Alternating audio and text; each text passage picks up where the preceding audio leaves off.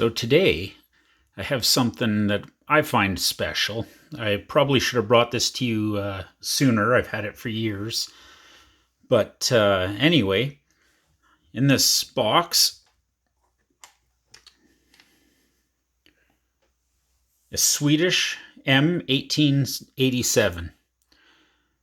This is a beautiful little pistol. I just love this thing.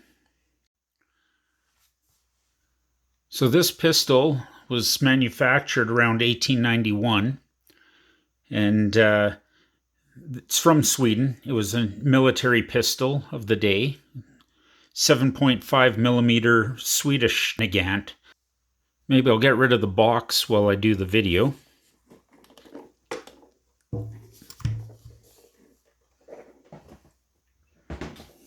Okay. So back in the 1800s, mid-1880s, Sweden needed a new pistol. They wanted to replace what they had, and they set up a commission. And they tried several service revolvers, including a Swiss M82 and a Norwegian M83. That one was in 9mm. The Swiss was 7.5mm Swiss. And the conclusion was that a combination of both pistols would be ideal. So this is 7.5 millimeter Swede, but it's functionally the same as 7.5 mil Swiss. I think in my research that they lubed the bullets one way, either on the inside or the outside, I don't recall, and the Swiss did it the other way, but they're interchangeable. So adopted in 1887, thus the moniker, the M1887. This was originally an officer's pistol, and it was found quickly to have one weakness. I mean, on the whole, it's a very well put together pistol, but I can roll the cylinder, the hammer down. So that's unfortunate. It locks up and the hammer's back, but nothing stops it when it's down. So that is the weakness of this pistol, as far as I can tell. And immediately after it was released, a fellow by the name of Lieutenant T.F. Tornell, I'm not sure if I'm pronouncing that right, and I apologize. I'm probably going to butcher many words and names in this video. It is what it is. Anyway, this lieutenant, he developed a system that would lock the cylinder and stop it from being able to roll when it's in the hammer down position. Unfortunately, only a small number of them seem to ever get incorporated onto the pistol. So this one definitely does not have it. And, for my purposes, that's fine, but I can see why they would have wanted a cylinder lock on there that, did the job all the time. But anyway, there are some out there that have it. I have not seen one, but apparently they exist. So this was originally manufactured by Nagant in Liège, Belgium. And at the time, they only made 2,600 of them. The Nagant ones. Subsequent to this, Husqvarna took over, but Nagant was the original, and 2,600 in total. And what makes this one super special, at least to me, if we come over here, we can see this little symbol on here. It's not really focusing real well. That is the Navy mark. It's known as a cat foot, I believe, if I'm pronouncing that right. Means cat's foot. That's the nickname for it because it kind of resembles a cat's foot. But it's supposed to be the trident or a Neptune's fork. So that's the Navy marked, the Swedish Navy marked a lot of their stuff with that little stamp. And because of that stamp, that tells me very specifically where this pistol is from.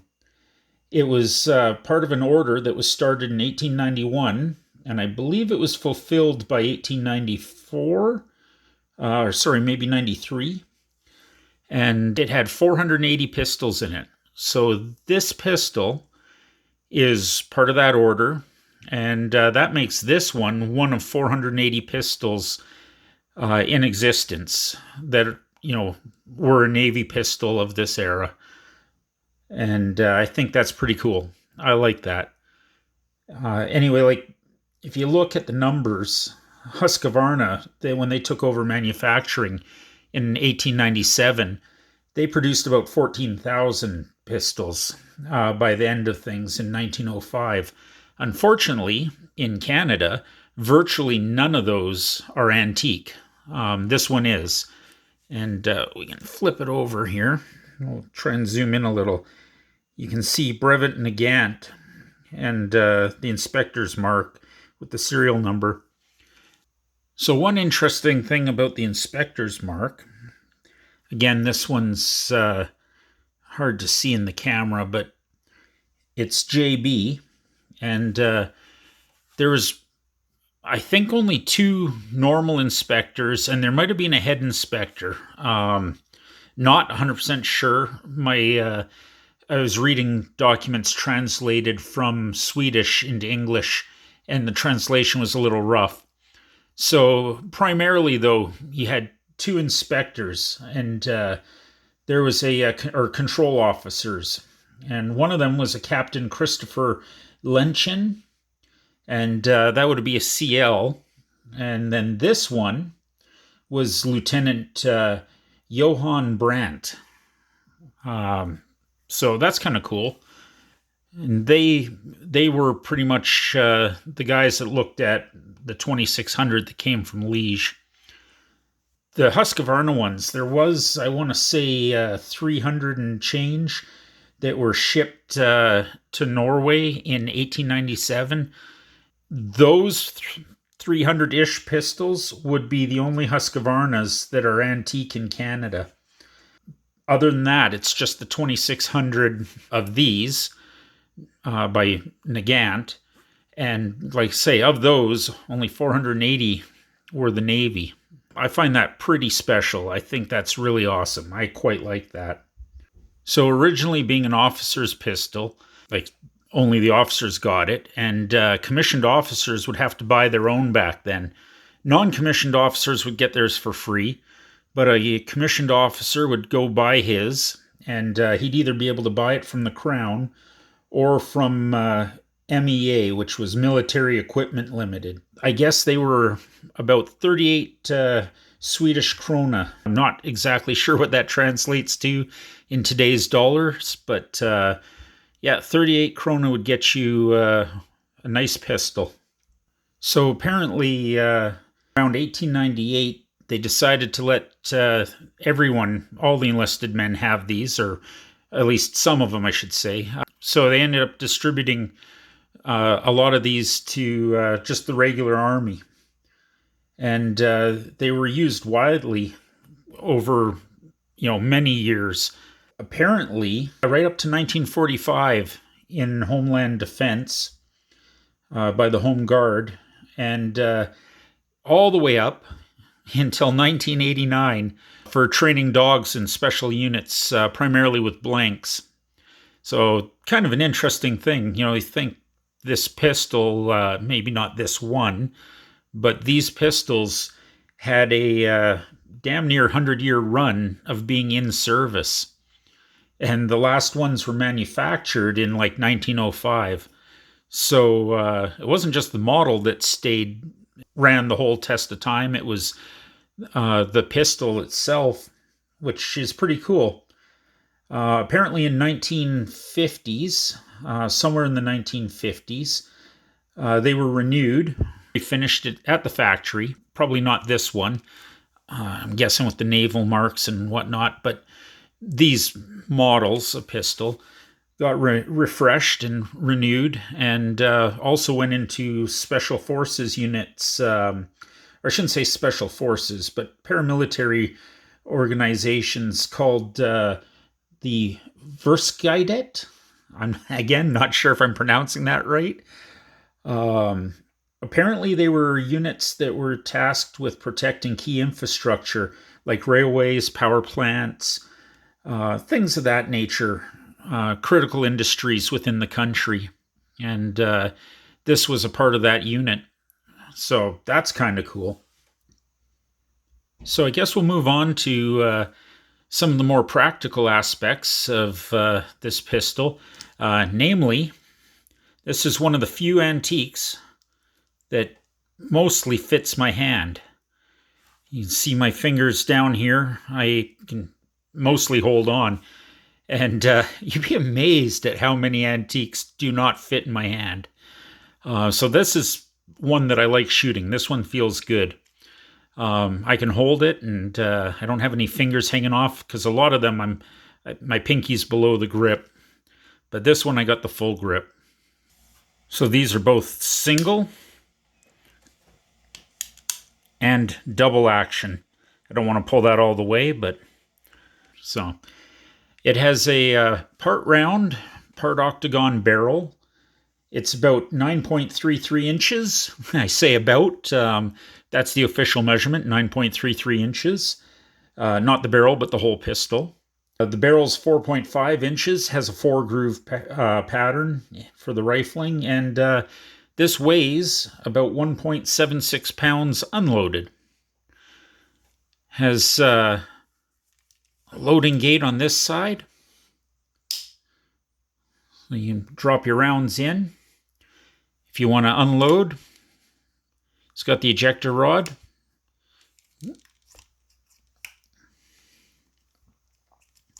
Six shot. Blued. This one's in, I mean, think about the age of this. 130 years. Oh, more than, a little more than that for this one. If the order was filled by 1993. And the finish on this is just fantastic. So, also has, it's hard to see, the case coloring on the hammer. And the trigger. And it's starting to fade away, but it's still a little bit visible. And one of the things that makes this particularly special is the fact that 7.5mm Swiss is extremely close to 32 Smith & Wesson. Not the same, but very close. And for those of you that live in Canada, you may know, especially if you're watching my channels, 32 Smith & Wesson is never an antique. They don't consider anything chambered for 32 Smith & Wesson antique, but this is not chambered for 32 Smith & Wesson. It's chambered for the 7.5mm by 22.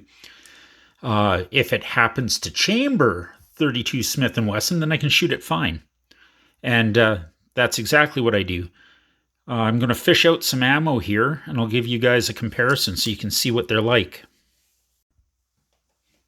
Okay, back with a little bit of ammo. So on the left is a 7.5mm Swiss ordnance. So this is essentially the same cartridge, 7.5 by 22, and this is 32 Smith & Wesson. And you can see the overall length of the cartridge with the projectile is slightly shorter for the Smith & Wesson, but dimensionally the brass is almost the same. Very close. The base is very close. The Swiss round is slightly bigger, but just slightly. So these chamber. Now I don't normally shoot these because the bullet is close, but not quite the right size. So this probably bounced down the barrel a little bit. What I do is shoot wad cutters. So I don't know if any of you are familiar with wad cutters, but flat. And they they have a hollow base underneath. So when you shoot these, the base will expand into the grooves of the barrel or the rifling and give you proper seal. Now, given that these are smaller than the Swiss cartridge by that little bit, they tend to swell. And oh, there we go. I think you guys should be able to see that. They'll split the cases. It doesn't happen with every shot, but it is pretty common. And fortunately, in a revolver, I'm not worried about it. Not a big deal. Plus, when I look at this, Fiocchi, they make this ammo. It can be really hard to find. They do it in limited runs. I don't know how often they do it, but it seems like, sometimes it's there, sometimes it's not. And this box cost me $150 in Canada, so $3 a shot. This box, oops, I'm dropping things. This box, what's that say? $39, so less than $1 a shot. Heck of a lot cheaper.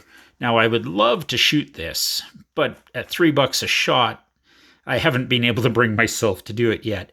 I'm going to try some hand loads. I do have dies for this, and I will do some hand loading. But for now, the only thing I've actually ever shot out of it is the 32 Smith & Wesson wad cutters.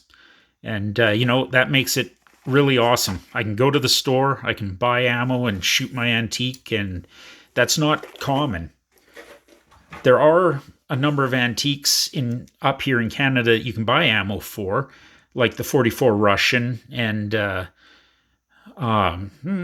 to think, mostly the 44 Russian. That's the big one, but it's pretty rare to be able to find it in an ordinary store. You got to hunt to find any of that stuff these days. I've got the 41 long Colts and whatnot, and there are retailers, or at least one, that will sell loaded 41 long Colt ammo, but extremely expensive. And as far as I know, he's the only one. This, I can find that in a lot of little gun shops. Now, with the Order in Council that came that banned pistols, I'm going to guess and say over time, it'll be less and less common. But for now, I can get it. It works great. And it's awesome. Cheap way to shoot. One day, like I say, I'll try the good stuff, but I like the cheap. It just keeps it fun. And we'll throw in some clips of shooting this thing. And for any of you that have been around my channel for a bit, you may have seen me actually use this to shoot a ballistic plate.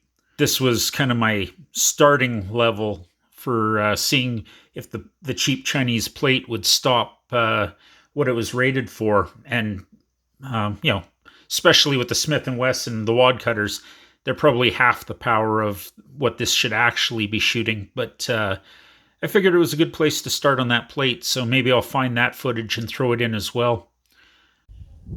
Okay, so we got the Swedish Nagant. To load this, we open the loading gate, like that, using Smith & Wesson wad cutters. So the 32 Smith & Wesson fits in this, even though it's 7.5 mil Swedish Nagant. 32 is close, but it will bulge the cases.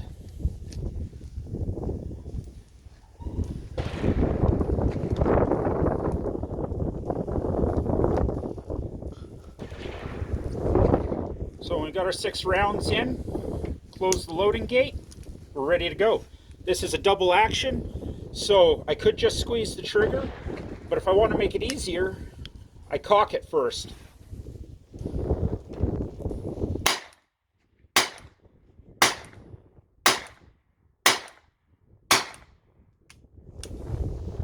Then to unload, open the loading gate, flip out the extractor, start working them out. Oh, that one's jammed in there. When the cases on these swell, sometimes they get a little stiff. And the other ones just pop right out.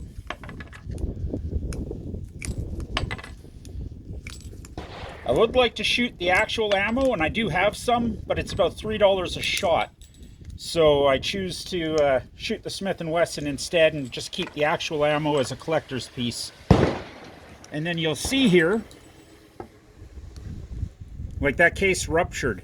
If this was a semi-auto, I'd be a little more concerned, but being a revolver, I'm not so worried. You can stop this.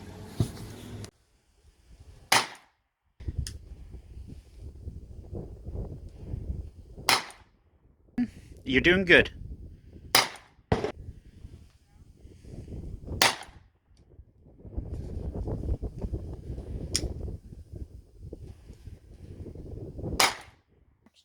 So here's the 7.5 mil Swedish Nagant with the 32 Smith & Wesson wad cutter. Hopefully you guys liked this vid, and you know, I quite enjoyed enjoy making these. Really wanted to share this with you. This is just such a beautiful piece of history. One of 480, just awesome. So yeah, hope you guys liked it, and if you did, please like and subscribe. It helps me out. And anyway, till the next one.